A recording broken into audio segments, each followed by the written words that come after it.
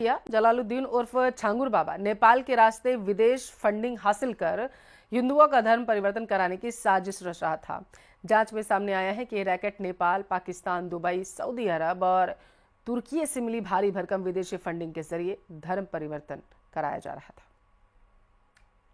छांगुर बाबा ने रची अवैध धर्मांतरण की ग्लोबल साजिश। जांच एजेंसियों को 500 करोड़ की विदेशी फंडिंग का शक। इलाके की डेमोग्राफी बदलना भी था धर्मांतरण का मकसद। उत्तर प्रदेश के बलरामपुर से उठी छांगुर बाबा के धर्मांतरण की रैकेट की कहानी अब एक अंतर्राष्ट्रीय साजिश तक जा पहुंची है। खुद को पीर बताने वाला जलालुद्दीन उर्फ छांगुर बाबा अब अवैध धर्मांतरण के साथ साथ विदेशी फंडिंग के आरोपों में भी बुरी तरह फंसा है। यूपी एटीएस को शक है कि जलालुद्दीन को 500 करोड़ रुपए की विदेशी फंडिंग मिली, जिसमें से 200 करोड़ रुपए का हिसाब सामने आ चुका है। बाकी 300 करोड़ रुपए नेपाल के रास्ते भारत में ट्रांसफर किए गए। पुलिस कस्टडी रिमांड के दूसरे ही दिन यूपी एटीएस आरोपी जलालुद्दीन उर्फ छांगुर पीर बाबा को लेकर बलरामपुर उसके आवास पर पहुंच गई।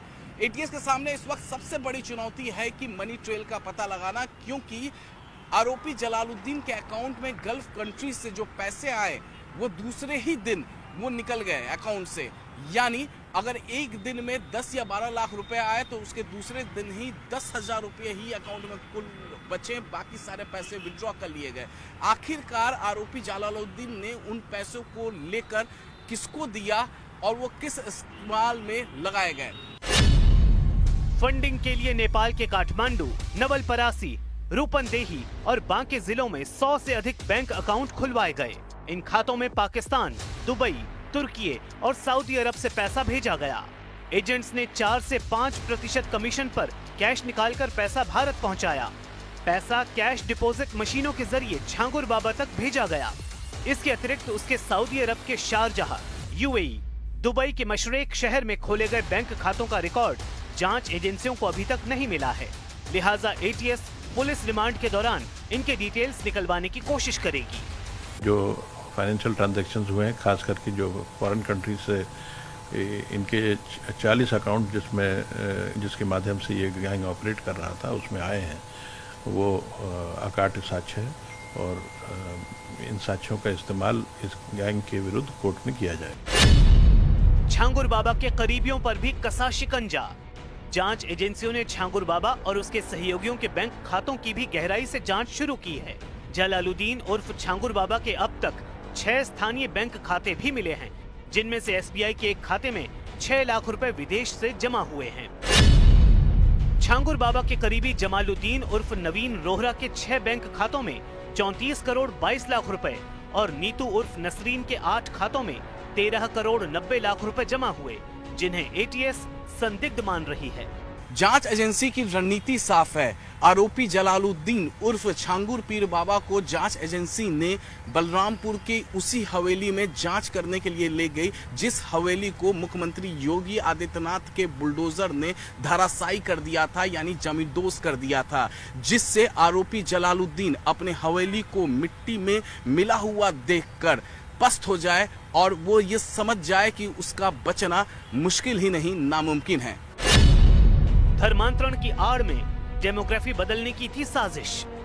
उत्तर प्रदेश के ADG law and order Amitabh Yash का दावा है कि इस गैंग का मकसद सिर्फ धर्मांतरण नहीं था, बल्कि इलाके की डेमोग्राफी बदलना भी था। इसके लिए हिंदुओं को टारगेट बनाया जा रहा था।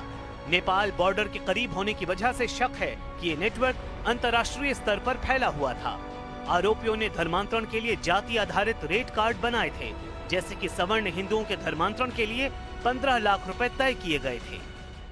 आरोपी जलालुद्दीन उर्फ छांगुर पीर बाबा किसी भी तरीके से इलाके का डेमोग्राफी भी बदलना चाहता था। इसी वजह से वह गल्फ कंट्री से लगातार पैसे मंगवा रहा था। 200 करोड़ का ऑफिशियली ट्रांजैक्शन एजेंसी को मिल चुका है, लेकिन वो 300 करोड़ जो नेपाल से बलरामपुर लाया गया, वो भी बिहार के रास्ते। उन सिंडिकेट मेंबर्स का नाम एजेंसी जानना चाहती है, जिनके नाम पर नेपाल में बैंक अकाउंट्स हैं, यानी गल्फ कंट्री से नेपाल पहले पैसा ट्रांजैक्शन हुआ, वो भी बैंक में, और फिर वहां से कैश, हार्ड कैश बिहार के रास्ते बलरामपुर लाया गया। Some person sitting abroad would not invest such huge amounts for conversion only.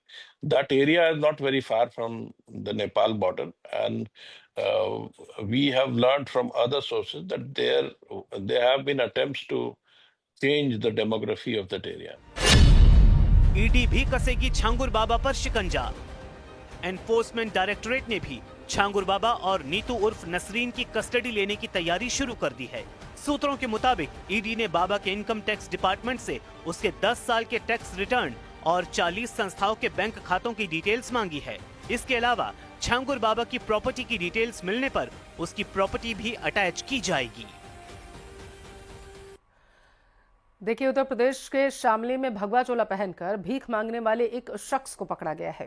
हैरान करने वाली बात तो ये कि जो शख्स खुद को सोनू उपाध्याय बता रहा था, वो जांच में शहजाद निकला है।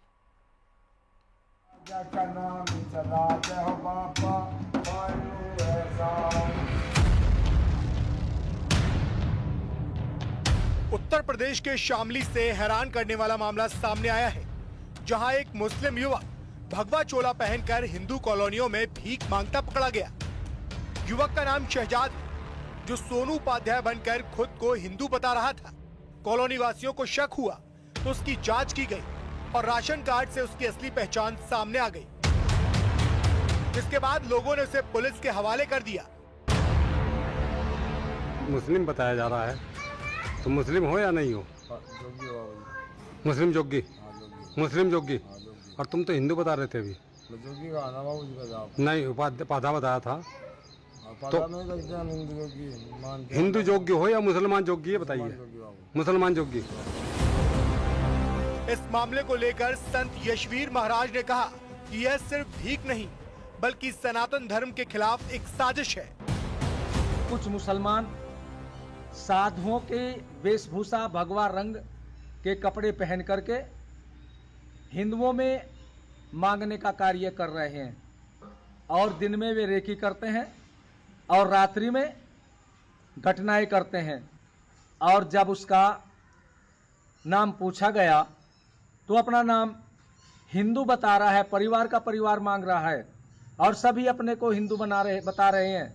लेकिन जब उनसे गहन पूछताछ हुई तो फिर उन्होंने अपना नाम मुस्लिम बताया। लोगों के आक्रोश के बाद पुलिस ने इस मामले को गंभीरता से लिया है।